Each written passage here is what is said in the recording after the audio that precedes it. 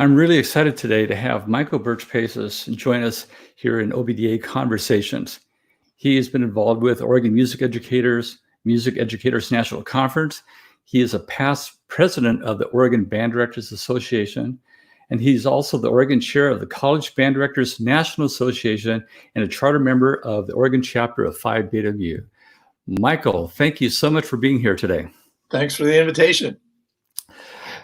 Well, school's out for a lot of Oregon band directors, and everybody's been struggling with the COVID-19 virus and how they were coping with that. What did you do as the band director Pacific? How did you survive these last couple months? Well, it was a brand new experience. We quit teaching face-to-face in mid-March, and we had to teach the last 6 weeks through distance learning. And the only classes that I have in the spring are symphonic band and jazz band. And I was just at a loss to know how to teach those from a distance. So I polled the members of the bands, and I said, I can offer you instruction on the history of jazz for the jazz band and the history of the wind band for the symphonic band. If you think that would be satisfactory, that would give you some background on how your ensemble got to be where it is today. These are courses that I took when I was a master's degree student. You could get it as an undergraduate. Does this sound good to you? And they all not only bought into it, but were very excited about it. So I made up new lessons based on all my notes from my master's program, and sent them out 2 a week to both groups, and I got really positive feedback from them. So I lucked out for those 6 weeks, but boy, I sure wouldn't want to do that again. It's not musically satisfying. No, and I know that a lot of band directors right now are really trying to figure out, like everybody is, what they're going to be doing next fall. And they have the ODE recommendations just came out, their first version, and hopefully some things will change. And I think that might be something that we can explore maybe through a Zoom meeting or doing some type of conversation with all the band directors, what they did and what will be happening in the fall. But most people only know you as the band director at Pacific University and as a person hosting the state solo contest and the chamber contest. But most don't know that you come from a Navy family and you've had an amazing career in the Navy band. Did you move around a lot when you were growing up? My dad was in the Navy, and so we moved around a great deal. And then when he retired from the Navy, we continued to move. I think he must have had a bad case of wanderlust. So we continued to move.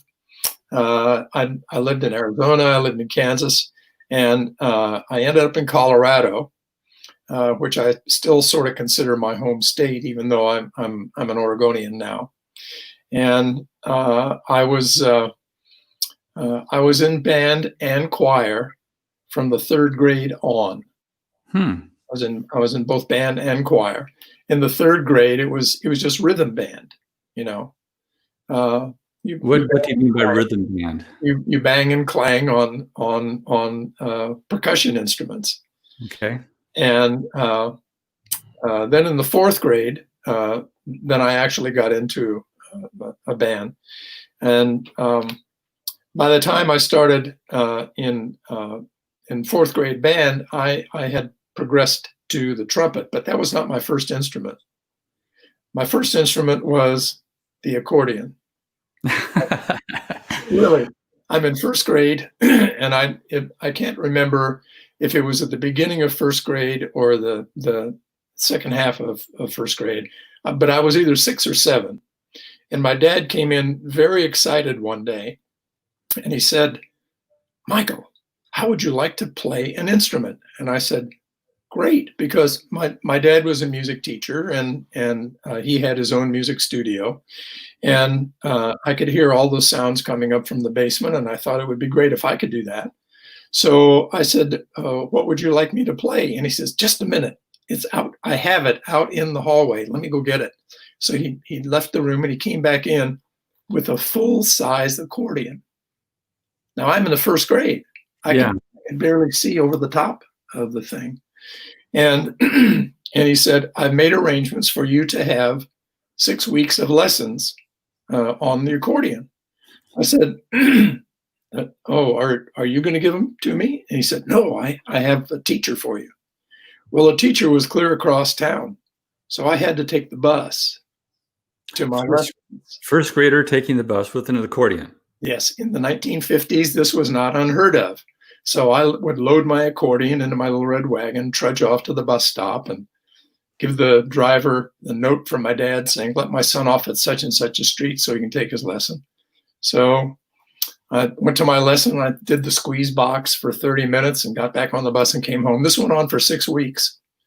And my dad said, well, your lessons are over, but would you like to continue? I said, yes, but could I get something smaller? What would you like? And I said, well, I was listening to big band music at the time. And I was really crazy about Benny Goodman and Artie Shaw. So I said, how about the clarinet? Well, that only lasted 2 weeks because he got tired of buying reeds for me. I kept breaking the reeds. He said, let me get you something that's a little more sturdy. So he gave me a trumpet, and I stuck with trumpet until 9th grade.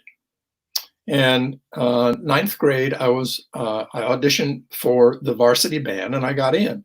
And there was a whole row of trumpets and only one French horn. And she was really cute. And I wanted to, I didn't want to be just a nobody in the trumpet section. So at the end of the first rehearsal, I asked the director if he would consider letting me play French horn. Do you have a French horn for me? And he said, sure. So he got a French horn out of the closet, gave it to me. And I played French horn from that time on. I never got anywhere with a girl. Well, that's what I was going to ask, if there's any, I was thinking, did you ever go out on a date with her, or? No. Lunch table? Remember, I was just a freshman, right? Well, she was a junior. Juniors don't have time for freshmen.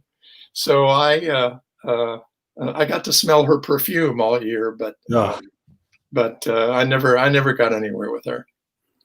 Well, that took you through high school, and then after high school, what did you do? Well, when I was graduating from high school, the Vietnam War was really heating up, and my dad was very ill, and we knew that he was not going to be around much longer, and I knew that I would not have money for college. So I discovered that there was a program whereby you could audition for Navy music before you enlisted. And if you passed the audition, you were guaranteed the Navy School of Music. So that's what I did.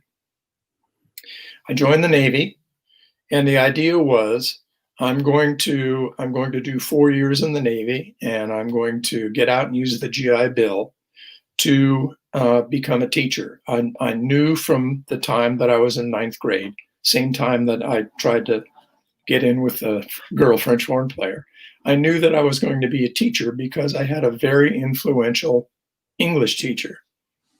And at the last day of 9th grade, we're all filing out of the classroom, and he took me aside and he said, you're the best English student I've ever had, and I think you'd be a good teacher yourself, and I'd like you to think about that.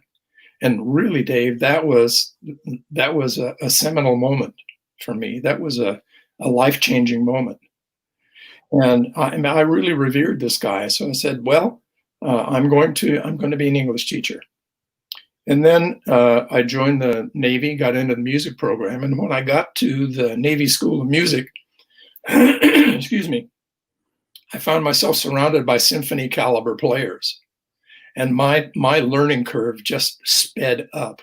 I mean, just to keep up with these guys, you had to practice hours a day. And once you become a musician in the military, you're considered a professional musician. And I wanted to be the best professional I could be. So at the end of 4 years, I was playing really well, and I was enjoying it. and I was getting paid to play, and I was getting applause, and I thought, well, this is not so bad. Maybe, maybe I could stay in. So I decided to stay in, but I also decided that I was going to try to go as far as I could. And that meant priming myself to apply for an officer program. So as soon as I was eligible, I'd been in 8 years. At that time, you had to do at least 8 years of enlisted service before you could apply for a commission. So I did that, and they very stupidly selected me. And by the time my career was over, I ended up being the senior officer in the Navy music program. I was the head of Navy music when I retired, but I had served as assistant leader of the Navy Band and leader of the Naval Academy Band in Annapolis. It was just a charmed career. I could not have asked for more.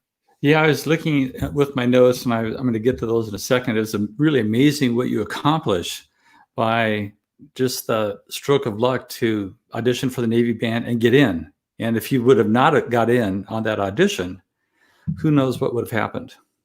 Well, I probably would have enlisted in the Navy anyway. I certainly didn't want to be in the Army. I didn't want to be taking M1s apart and putting them back together and digging foxholes and being shot at in Vietnam. I figured if I was going to get shot at, I'd like to have a ship under me. So I mean, it was part of it was luck, and part of it was just motivation and hard work. Well, when you were in the Navy Band during the Vietnam War and during those 8 years, I'm sure you traveled around the world performing, and you must have had some really good stories to tell that happened back in those times. So maybe a story or two that would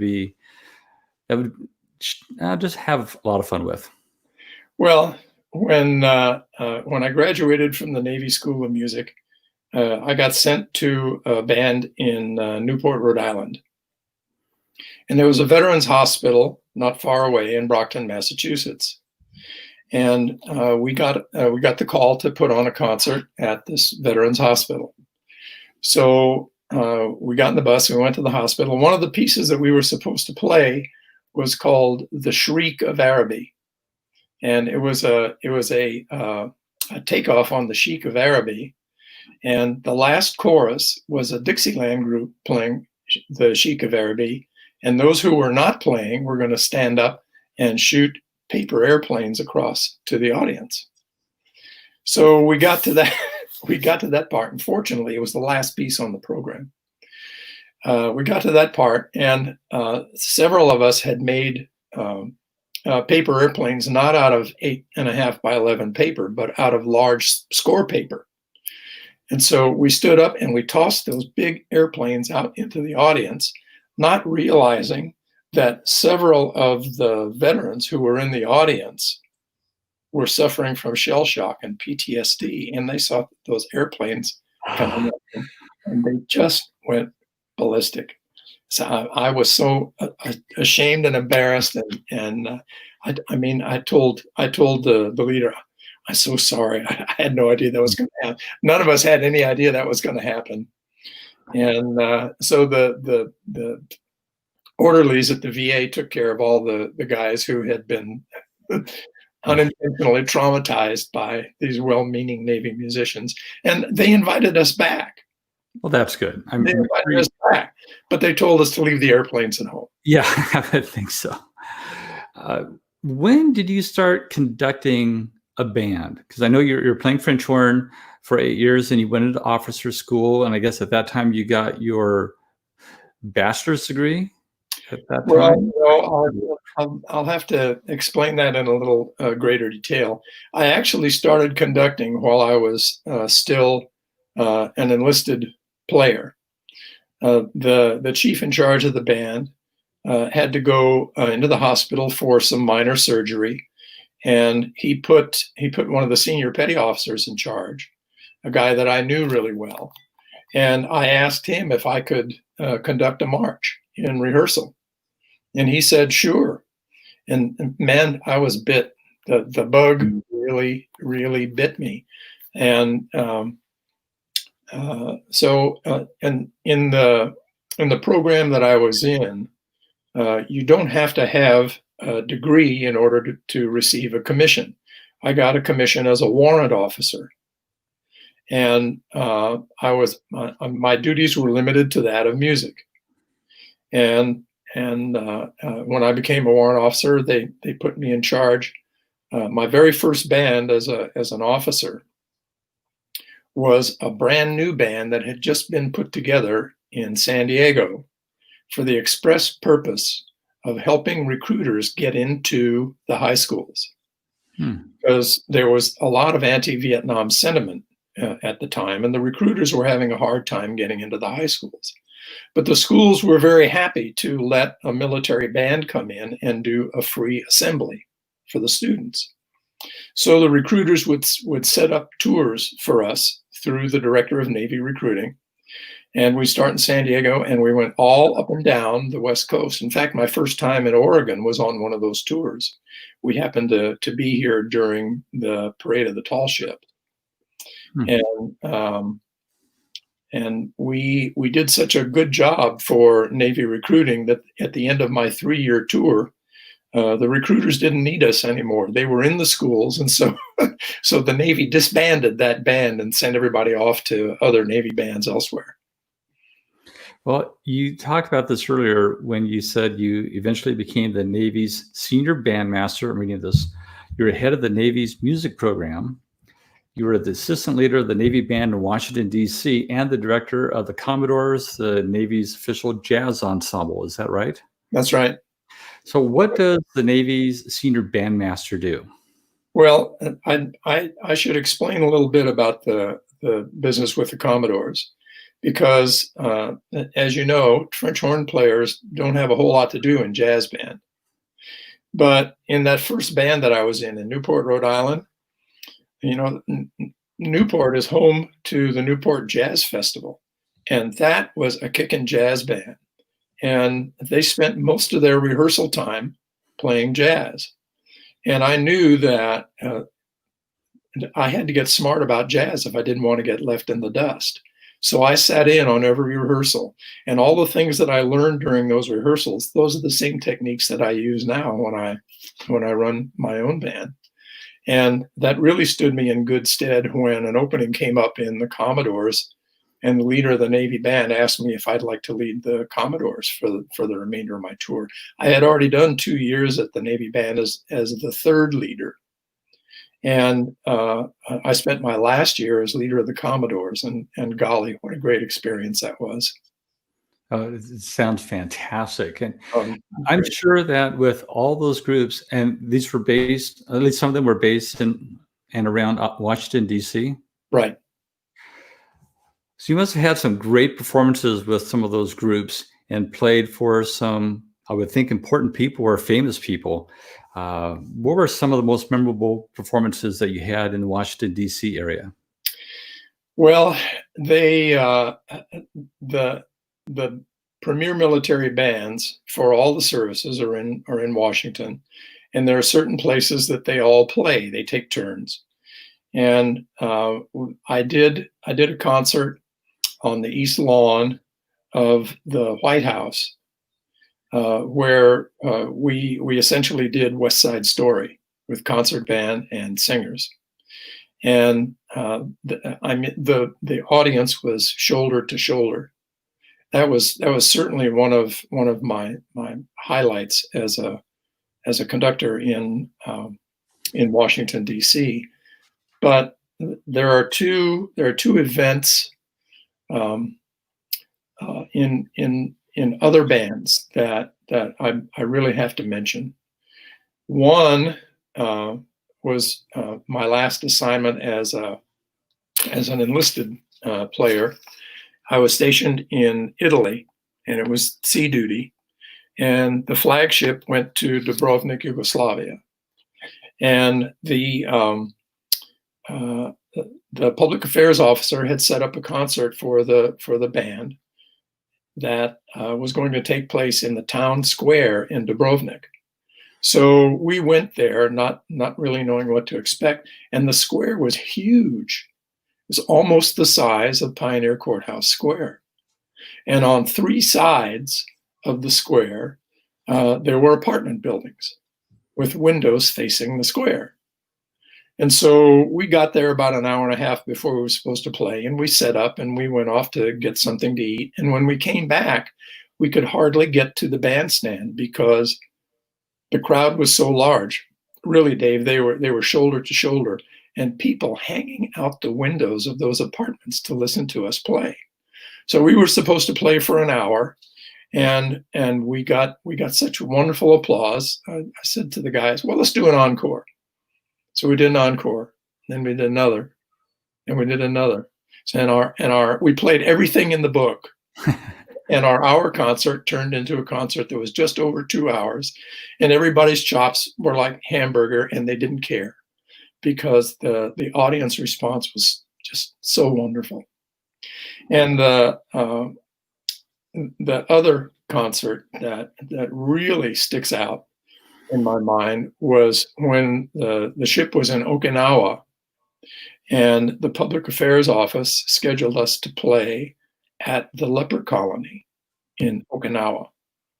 And my guys didn't want to play. Obviously they were concerned that they might get sick, they might become ill. So I had to call the fleet surgeon down to talk to everybody and convince them that we know much more about leprosy now than we did when this colony was established. There's no way you're going to get sick. And so they said, well, okay. And I mean, the bus ride from the ship to the colony was so silent, you could have heard a pin drop. I mean, I'm looking around at my guys and they're all thinking, oh, what have we got into now? So we set up, and it was an outdoor concert. We're going to do 2 concerts with a half hour in between. And so we had all these folks sitting in chairs in front of us, like an amphitheater. They had us up on a stage, and we're looking down at them. And we started to play, and they started to cry because we're the first live entertainment they had ever had. Wow. I didn't realize that was what was going on at the time. I found out later. And so I had a pretty good singing voice in those days. And so I took the microphone, and I went off the stage. The band is playing, and I got right down in front of this lady whose face was disfigured and whose hands were like this. And I sang directly to her, and I'm telling you, I could barely hold it together. And at the end of the concert, it started to cloud up. And the lady at the colony said, "I think we're going to have to move you indoors. You'll have a completely different audience this time." I said, "Okay." And we had 2 sets. We were going to play different music. So we moved indoors just in time for this huge downpour to come down. We got in just in time. We played the second concert, and it was just as emotional as the first one. And that concert will forever live in my memory. It was really a unique experience. Well, and not only for your memory, that's one of those lasting moments for, like, that woman you're singing to, and for the people that were there that had not had a live concert for years. I can't imagine what that would be like for them. Well, they were overwhelmed, and the guys were too. And everybody was chattering on the bus back to the ship. They said, "Boy, I sure am glad we did that show." Before I forget, if you do have a question for Michael, go ahead and you can post that in the comment section if you're watching this live stream, of course, with the YouTube comment section. We'd love to hear from you.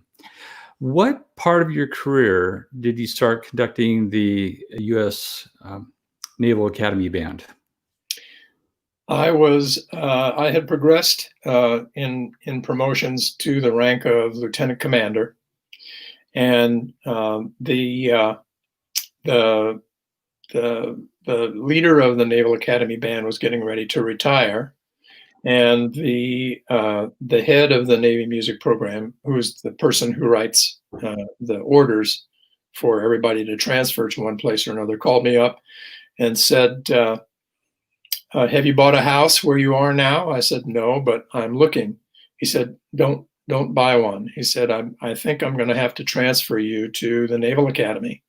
And I had been the assistant leader of the Naval Academy years before. And that's one of two premier bands in the Navy. One is the Navy Band in Washington, and the other is the Naval Academy Band in Annapolis.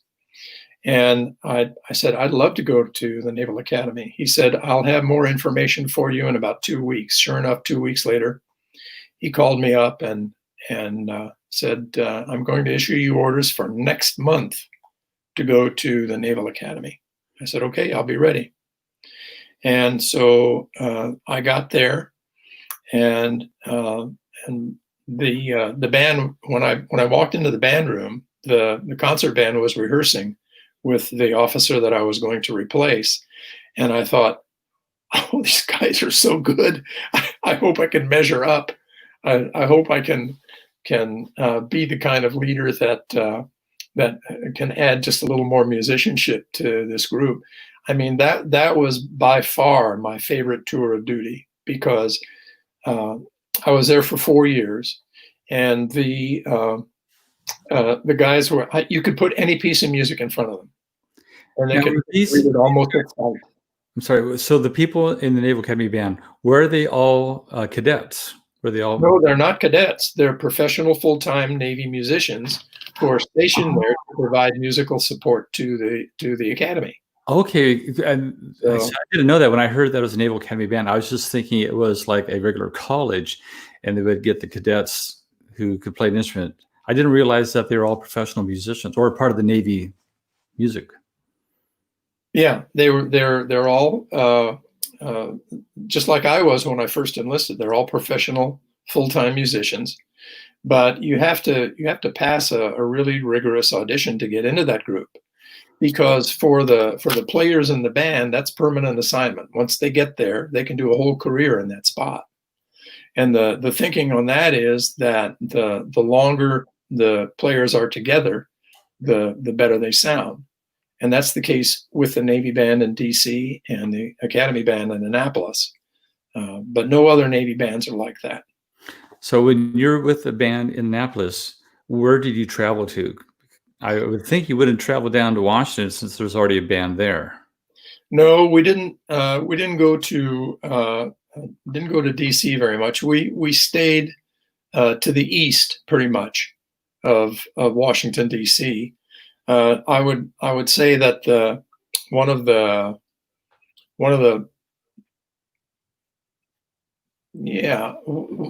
longest trips we took was during the bicentennial, where the Academy Band went to Lexington and Concord to do 2 parades, one in Lexington, one in Concord.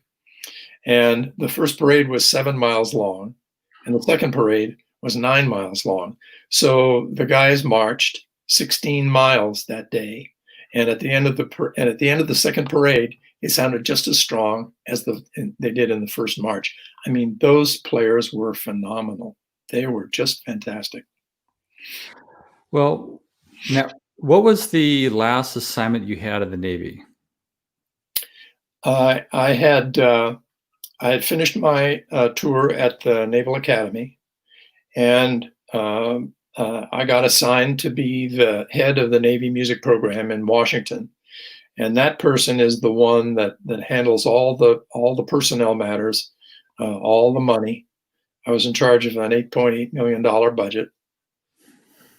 I couldn't even buy myself a Coke from it, but all right. And I was in an office with an assistant director and 3 really fine enlisted people who were responsible for writing the orders, taking care of the inventory, and managing the budget. So I was in charge of all that, but of course I had subordinates to do most of the difficult work. But still, that's quite a lot of responsibility. I mean, that's a lot of money and a lot of personnel to be in charge of. Well, you each in an ideal world, each assignment that you get is supposed to be a new challenge for you, something for you to build into your resume, if you will. And I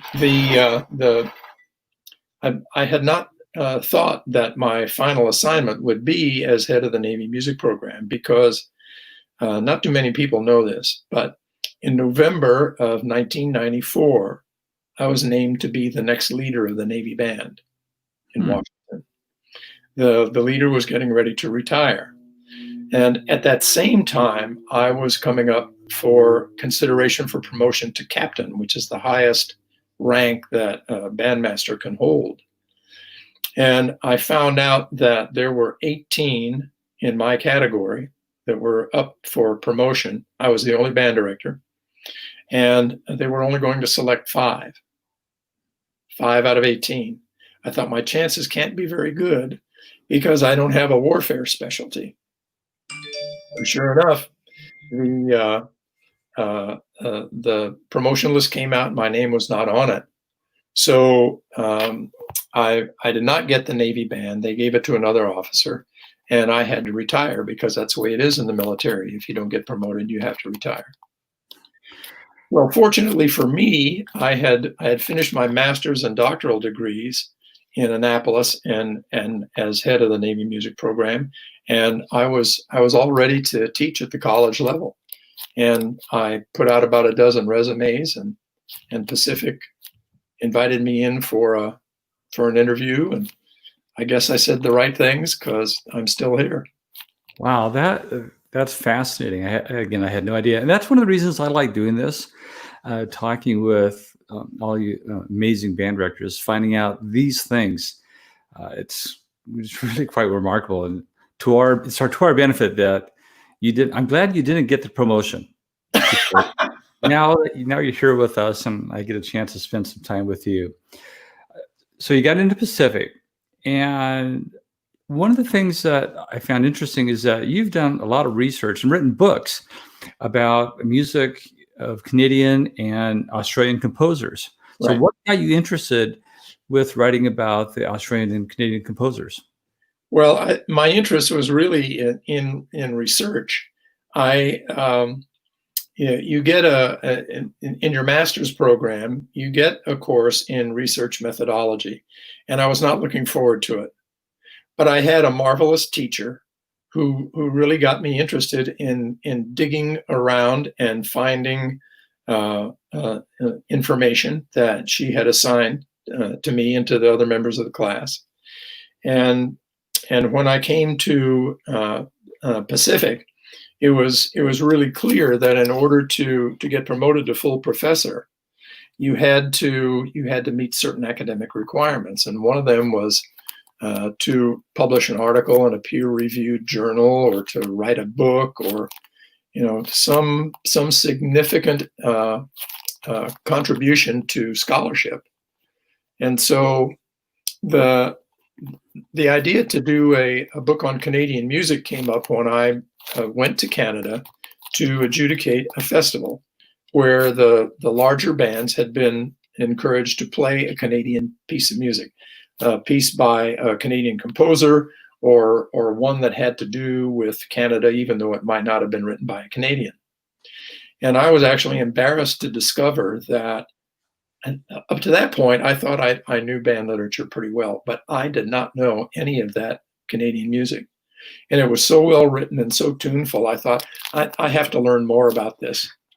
So when I was eligible for a sabbatical, I went to Canada to research music by Canadian composers, thinking that I'll have enough information when I come back to maybe do a presentation at OMEA in Eugene some year. But when I pulled everything together, I discovered I had enough for a book. So I contacted a publisher that I know and asked him if he'd be interested in publishing the book. And he said, "There is no comparable book. I'd be happy to publish your book when you get it ready." So I smoothed everything out, and next thing I knew, the book was published, and I'm very proud of it. And I think I remember you've done some sessions. We've done a number of sessions at the conferences. And did you do a session on composers from not the United States? Right. Yeah, I did. I did a session on Canadian music, and I had the band there to play. And what had happened was when I applied for the sabbatical, you have to tell them what you expect your outcomes are going to be. And I had said, well, one of my outcomes is going to be a concert of Canadian music. And the university band did a beautiful job on that for our fall concert. And we repeated the program when we got to OMEA in January. And kind of the same thing happened with the Australian book. My next sabbatical, I went to Australia and talked to a bunch of Canadian composers and wrote a book on that. And the university band got accepted to perform at All Northwest in Spokane. And we did an all Australian concert on that program. Well, I've been talking about traveling to Australia and with the Navy, of course, being all around the world. And I see that you've conducted honor bands in Canada, South America, Europe, Asia, and Australia, as well as here in the United States. You've really traveled the globe, Michael. What were the differences? Go ahead. They used to say, join the Navy and see the world. And I was fortunate to be able to do that. Well, when you're doing these honor bands, especially in Asia and some of these other places, well, what were the differences or similarities between each of these different honor bands from around the world? Well, the level of musicianship is different everywhere you go. I was invited 2 years ago to conduct an honor band made up of international students in Nairobi, Kenya. And some of those students are really quite good. And some of them were in band because their parents made them be in band. So I had to pick a program that would appeal to the students who were not musically gifted, particularly, but would not be too boring for those who had some ability. And that turned out to be one of the most fun programs I've ever done. I had 104 young men and women in that band, and they just ate it up. It was so much fun. And you've also, again, looking at my notes, in New Zealand, I guess it was in 2002, you judged the New Zealand Concert Band Festival. Right. So is that high school or is it community bands? What type of festival was it? It was a festival of high school bands. It was the New Zealand National Band Festival. And I did all adjudication, no conducting, except for one piece. I conducted one piece with a group of students who were obviously above average. And I met one of my fellow adjudicators was from England, and another was from Australia. So they had a truly international adjudication team. And we laughed, we had a good time. And let me just say too, that in all the previous interviews that you've done, there's one thing that all your interviewees have had in common, and that is that they all have just loved what they've done. And I think it was Dave Becker who said that if you love what you do, it's not work. It's not work at all. And I've never felt, even one day when I swing my feet out of bed, I've never felt ever that, oh, gee, I don't want to go to work today. And that's something that the students pick up on. The students know if you're enjoying what you're doing. If they really, they're not dumb. They can pick up on the smallest things. No, they're really astute. They can tell if your heart is in it and if it isn't. I mean, if you're, I had made up my mind that I would give 100% every day, but my 100% on one day may not be the same as 100% on a day when I'm really banging on all 8 cylinders. So I think the students pick up on that. They know if you're really engaged, and they know if you care about them. They know if you care about them. And I've seen some teachers who bark at their students. You know, I go to adjudicate bands all over, and sometimes the director will be short-tempered with the students. I don't think you can do that. You have to love your students even when they tick you off.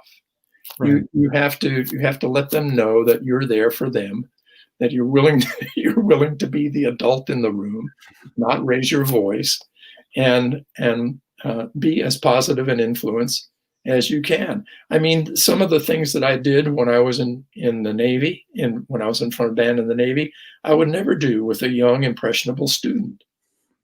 Right. And I've seen this when I've done adjudicating or bands, or especially in the sighting room, is that the students have a tendency to be like their band director. Yeah. So if you're showing them a lot of love and care, and with discipline, of course, but they do respond to that. They absolutely do. Well, in addition to conducting all the bands at Pacific, you're also the conductor of the Oregon Symphonic Band. So what is it like to conduct that group? Well, I call that my kicks band. they're like the band at the Naval Academy. You can put anything in front of them and they'll play it practically at sight. And the way I got to be invited to that job was strictly by chance. I had just moved to Oregon.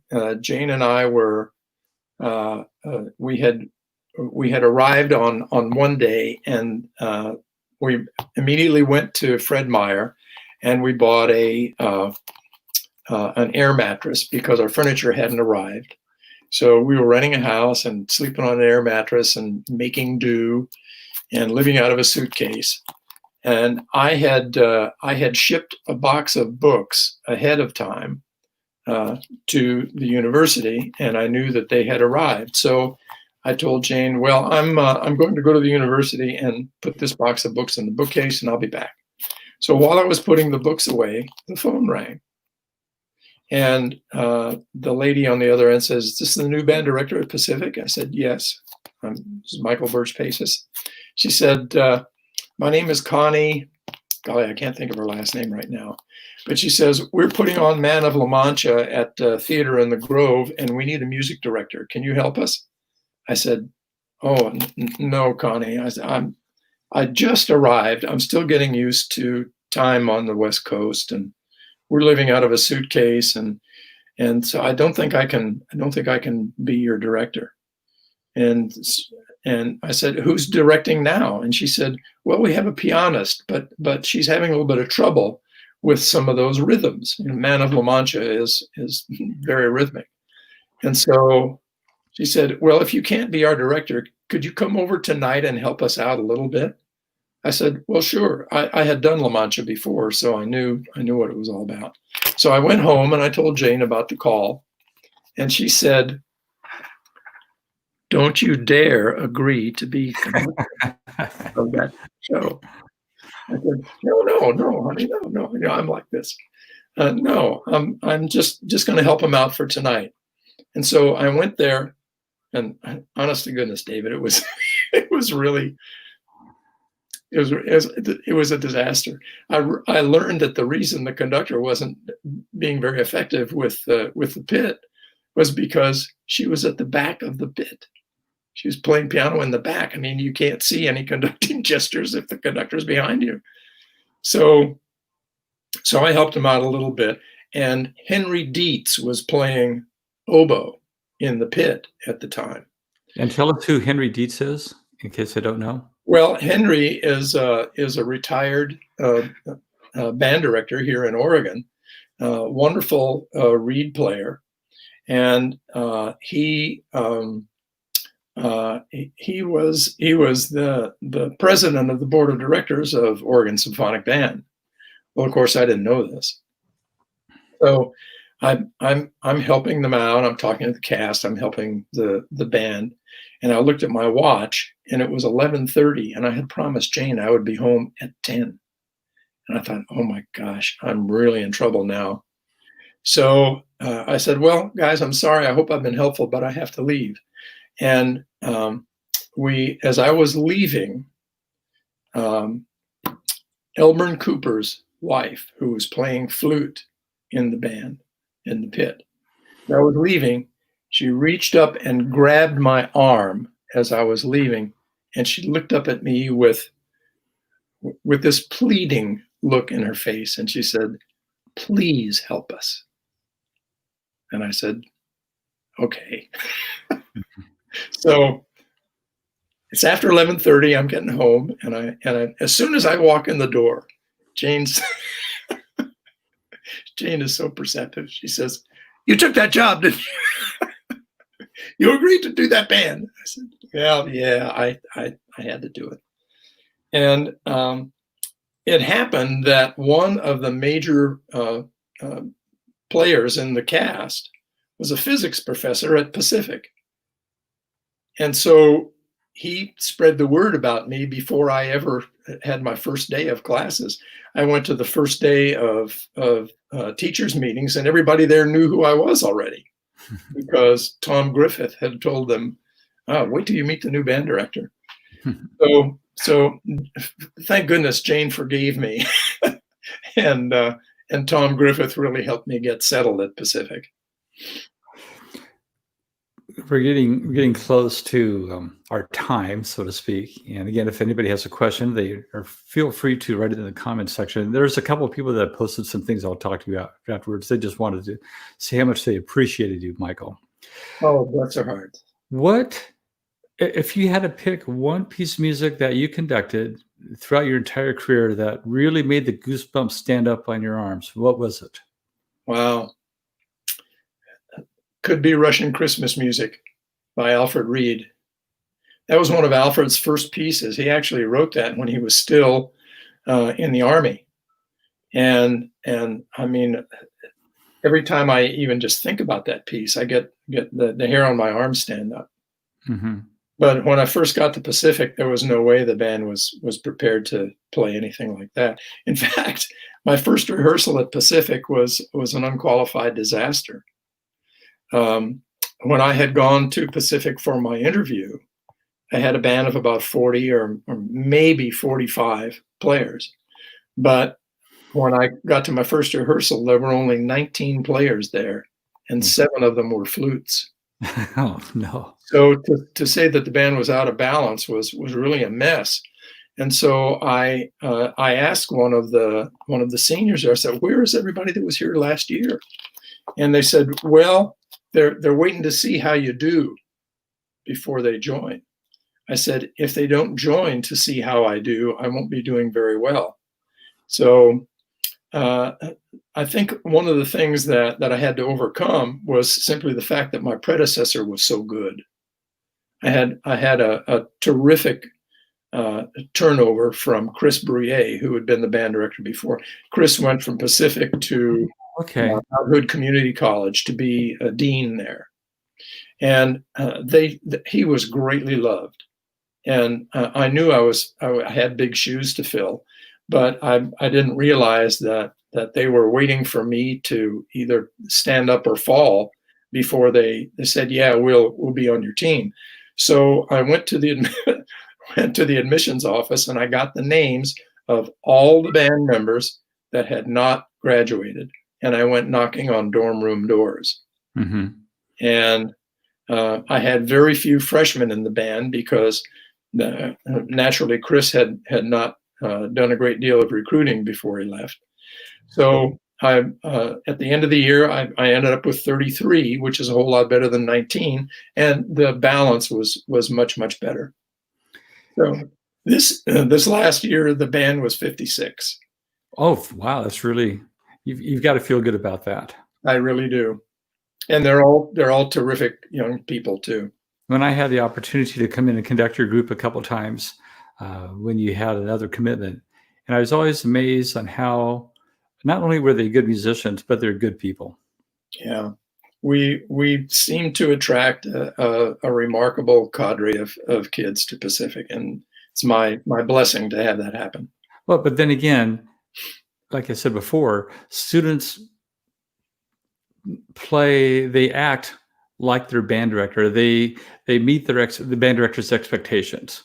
So without your guidance, I know for a fact that they would not be as good as they are.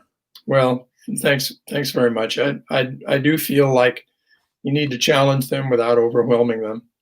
And the music that we do, it's all good stuff. There's no fluff in our programs, and I've always felt that the literature that we pick is the equivalent to the textbook in any other class. So I feel like I have to challenge them, and I'm not the kind of person to just get them from one concert to the next. I tell them about the composer, tell them the history of the piece, and what it was all about. That makes a difference. Well, and I've always told people the hardest part of my job when I was teaching at Lake Oswego was picking the right music. You've got to pick the right music. But for our final question, or a couple questions, a hobby of yours. I've heard that you are a comic book collector. Yes, I'm an inveterate comic book collector. In fact, these bookcases behind me, those are my graphic novels. And over here, obviously this is my home office, these three filing cabinets hold my comic book collection. So how many, I put 2 rows of comics in each drawer. so about how many comic books do you own?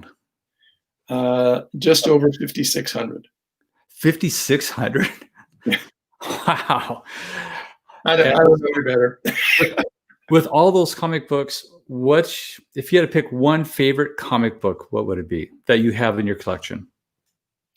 Oh, I have a reprint. It's not the original of Amazing Fantasy 15, which was the first appearance of Spider-Man, where his Uncle Ben tells him, with great power comes great responsibility.